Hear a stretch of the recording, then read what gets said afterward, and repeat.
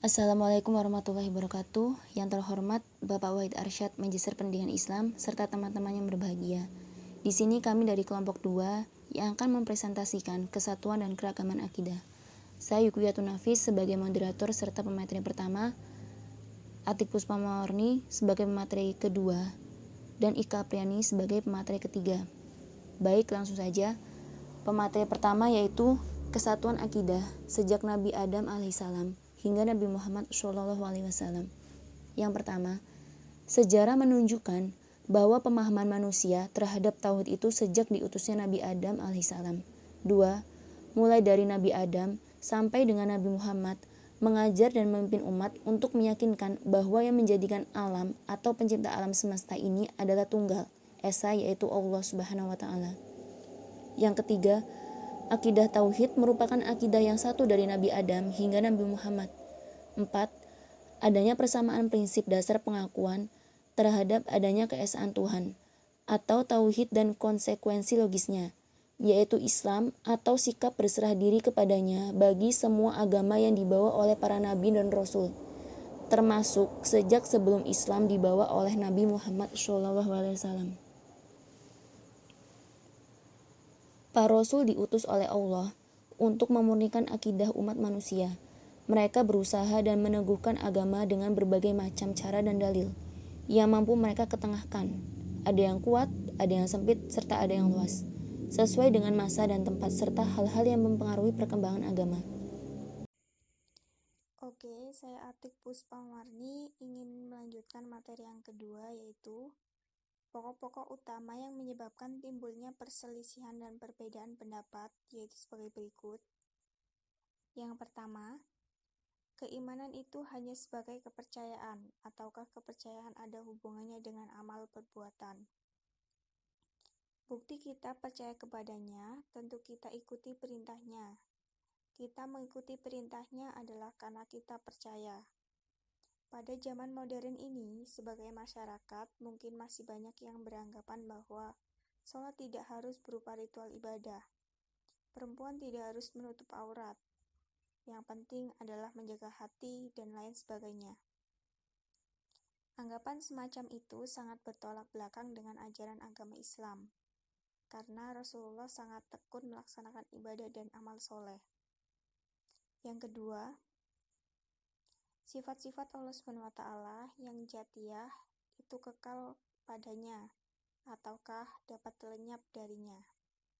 Meyakini rububiyah, uluhiyah, asma dan sifatnya, maka hal ini menunjukkan bahwa rububiyah dan uluhiyahnya mengharuskan adanya asma dan sifat, tidaklah layak menjadi Rob, Tuhan. Yang ketiga, manusia itu musyayyar atau mukhayyar.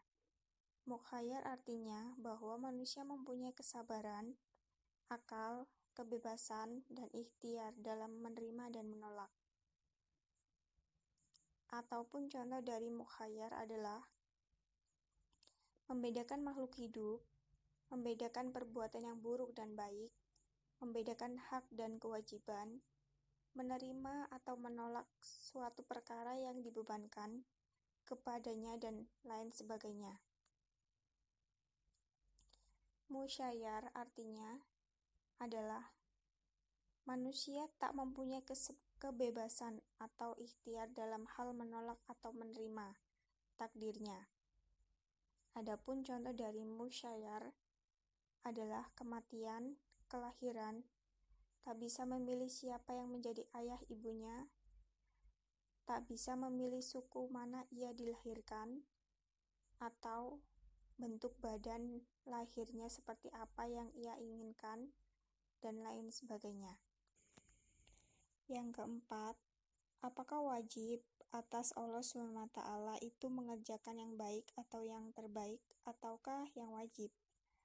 Allah SWT telah menciptakan dan mengatur alam semesta dan semua makhluk yang berada di dalamnya. Tentu saja Dia pula yang memiliki kehendak dan kekuasaan, yang mengatasi kekuasaan dan kehendak makhluknya. Akan tetapi, apakah kehendak dan kekuasaan Allah tersebut bersifat mutlak ataukah terbatas? Jadi, Yang Allah lakukan terhadap hambanya memang sudah wajib dilakukan, tetapi juga tergantung usaha dan doa setiap umat muslim. Saya akan melanjutkan materi dari Saudara Atik pada poin kelima, baik atau buruk itu dapat dikenal dengan akal atau dengan syariat.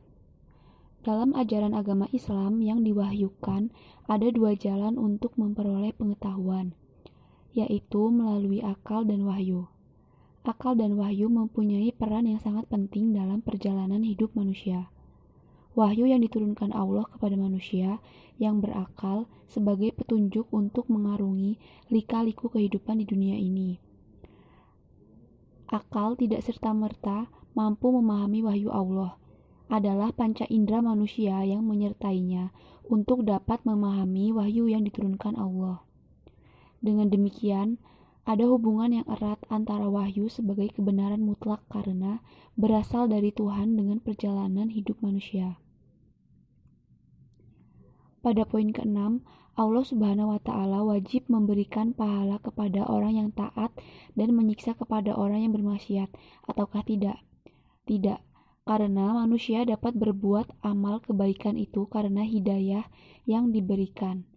Dan walaupun kaum muslimin dapat masuk surga, itu karena rahmat dan kasih sayang Allah Subhanahu wa Ta'ala.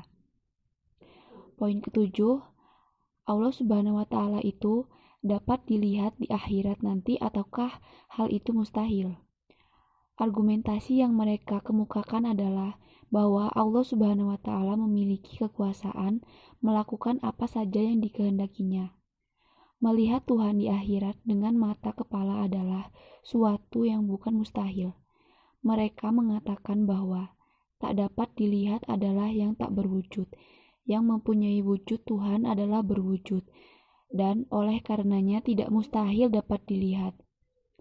Ayat Al-Quran yang mereka jadikan dasar ialah Surah Al-Qiyamah ayat 22-23, yang artinya, wajah-wajah orang-orang mukmin pada hari itu berseri-seri, kepada Tuhannya lah mereka melihat.